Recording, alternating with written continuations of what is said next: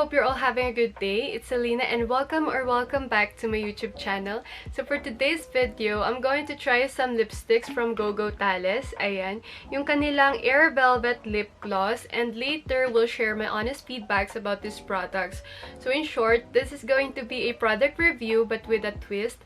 Since malapit na po kasi ang Valentine's Day, napag-isipan ko na gawa na lang din siya ng Valentine's Day makeup look para rin mabigyan kayo ng idea dyan guys, yung mga may kadate dyan. Ayan. And these products were sent to me by Miss Janina Ann. So ma'am, thank you so much for sending me these. And she is also the owner of Thailand Products by EMR and JEN. So if you're looking for authentic beauty products from Thailand, guys, go ahead and check her page. Ililib ko na lang yung link in the description below para makita nyo pa yung iba nilang products na available. And their shop is located here in Baguio City. Pwede nyo rin kayo mag-order through online. So, ayun na po guys. Let's just start. And eto na nga po ang Gogo Tales, yung kanilang Air Velvet Lip Gloss. I got the shade 306, 303, and 302. So guys, kanina nasubukan ko na to, and isa sa mga downside na napansin ko is yung nakalagay dito na lip gloss, which is, it's not a lip gloss guys. Baka kasi mag-expect kayo na lip gloss siya. It's a matte finish po. And ang texture niya, it's like a velvet mousse lipstick na texture, ganon. Ganon yung dating ng lipstick na to. So, ayun lang napansin ko yung sa nakalagay na lip gloss. Sana sinulat na lang nila matte lipstick. Tapos guys, sa packaging nila, ayan, yung feels niya matte din. And yung naka-indicate or yung words in the box is in Chinese language. Ayan po.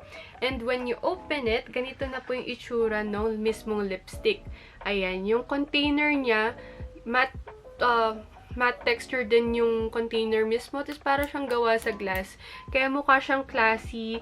Pleasing lang din siya sa mata and very simple. Tapos for the scent, ayan, eto lang. Mabango siya pero amoy chemical-ish.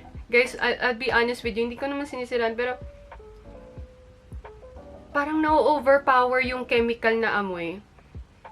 Siguro amoy fruity to, pero amoy tinta. Alam nyo yung amoy pentel pen? Ganun yung amoy niya. Kasi ang dami nagsasabi, ang bango daw nito. Mabango siya guys, pero ang tapang nung chemical, parang nag-aamoy siyang tinta ng ball pen.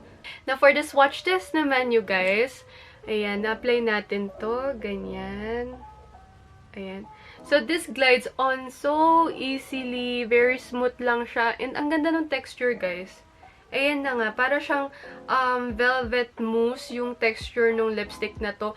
And my god, isang dip lang nito ha, sobrang pigmented, no joke, sobrang pigmented itong lipstick na to. Ayan no, kahit na nagfe-fade na siya, ganun pa rin yung kulay niya. Ang ganda ng color. Hindi naman ganun katapang na yung amoy. Pero ang ganda guys, napapansin nyo to.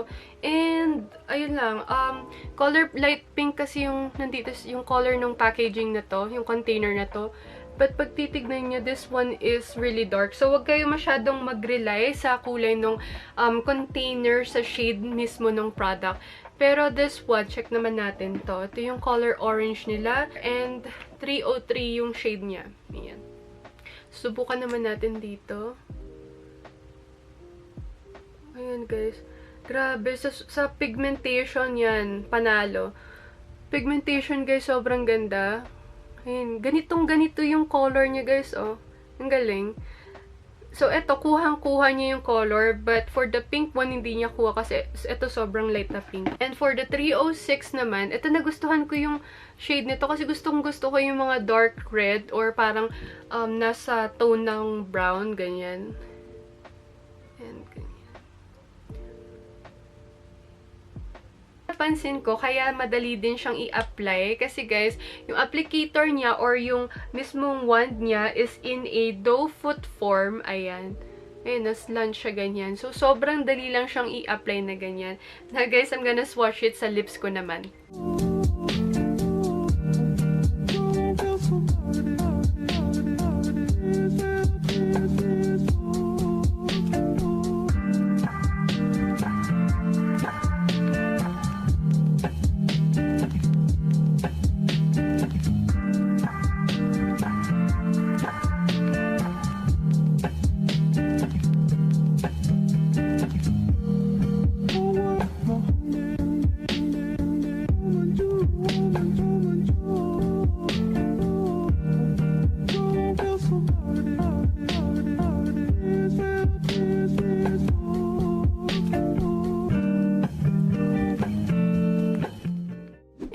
ayan, gagawa naman po ako ng makeup look for Valentine's Day. So guys, ang gusto kong ma-achieve sana is yung parang sweet lang, alam niyo yun, parang pa-pretty lang.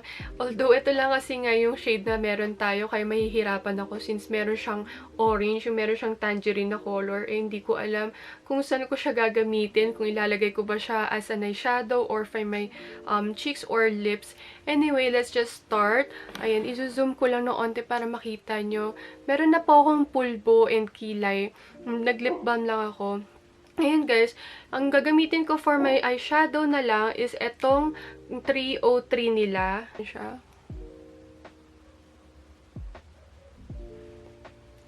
Kamay ko na lang yung gagamitin ko guys kasi mas magandang i-blend. Sobrang smooth talaga nitong texture ng liquid na lipstick na to.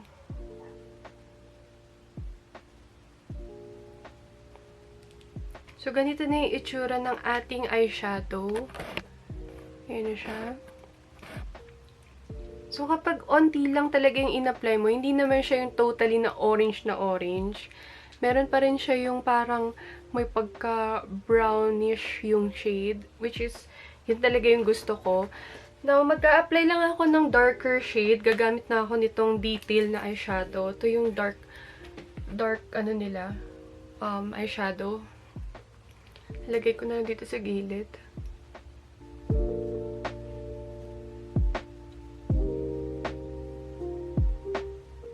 And then, blend lang natin.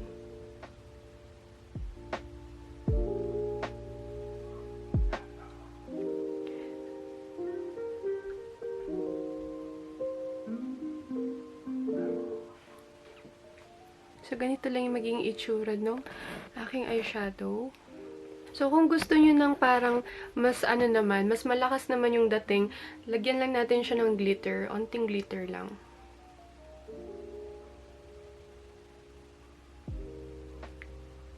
Since parang ang puti masyado ng face ko, magko-contour lang ako. Ang ginagamit ko itong BYS and yung shade na pang-contour ko sa face ko is itong dalawa. Or sometimes ito lang.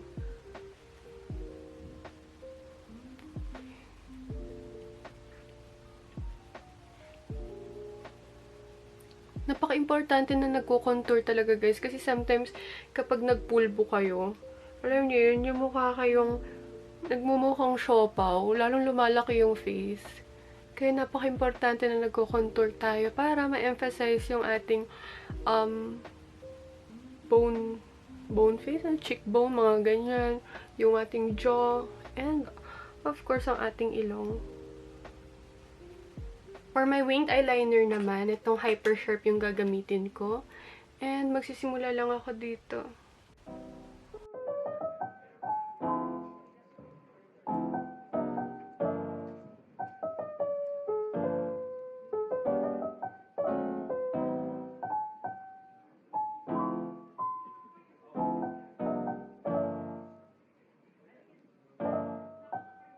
Now, for my cheeks, hindi ko din alam kung anong gagamitin natin. Pero, let's just use yung, yung lighter shade. Color pink. Dun, onting dab lang. So, guys, napansin nyo, sobrang blendable niya. Eh, meron na akong pulbo. Matte finish pa yung makeup ko. So, nag-blend naman siya na maayos sa aking cheeks, as you can see. Tagtagan natin na onte. Ayan. It's very blendable, guys. Ang ganda lang din ng color kapag light din siya.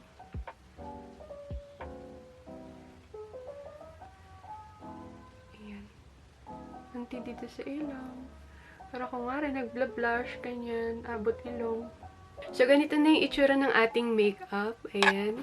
Ang fresh lang, di ba? Parang... Pero, syempre, wala pa po tayong lipstick. And, ito na yung gagamitin ko for my lips. Itong 306, yung darker shade ng Gogo Tales. And, just gonna apply it here. Ayan. So, guys, for my lips, mas dinamihan ko yung product dito sa center ng area para ma-achieve yung ombre effect. And, ganito na po yung itsura ng ating Valentine's Day makeup look.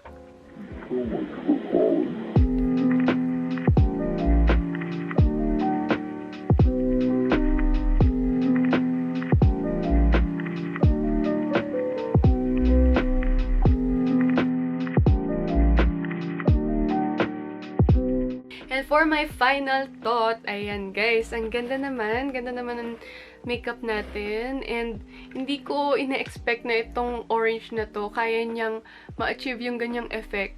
Yung sobrang light na para siyang hindi naman brownish, pero ang ganda nung color nitong orange pala. Bagay siya sa for eyeshadow or creative looks. And etong ginamit ko for my lips. Ayan guys, diba? Ang ganda niya, ang rich nung red niya, parang ang sosyali nung dating. Alam mo yung parang uncourteous yung dating nung lips mo kapag ganito. Kasi parang ang laki. Ganyan. So for my blush naman, ginamit ko tong 302. Natural yung blush niya guys, lalo na kung light lang yung i-apply nyo. And ang ganda ng ng formula, kasi nga yung pagka-absorb niya sa makeup ko, walang biro, ang ganda. Ayan o, hindi siya namuo, hindi siya yung parang pinatong na makeup. Nag-blend siya guys, super blendable siya. So for my final thought, I'm going to give Gogo Tales Air Velvet Lip Gloss a 9 out of 10. Ang ganda guys ng color, pigmentation. Hindi ko nagaano pinansin itong packaging nilang Air Velvet Lip Gloss kahit nagkamali sila dyan. Siguro papalitan na lang nila. But for the color, for the performance, for the output, oh my god, ang ganda guys. Sobrang ganda. Nagustuhan ko tong product na to. So, I am definitely gonna use this again. Itong look na to, ulitin ko. And that's all for this video. I really hope you enjoyed watching it. And sana rin po nakatulong po ito sa mga inyong iniisip kung balak nyong bilhin to or what. Don't worry, all the products na ginamit ko guys in this video ay ilalagay ko sa description ko. Kaya basahin nyo na lang. And please do subscribe to my YouTube channel. And sana rin po i-click nyo na rin yung notification bell para lagi kayong updated whenever I post new videos. See you again on my next video, guys. God bless you all. Bye-bye!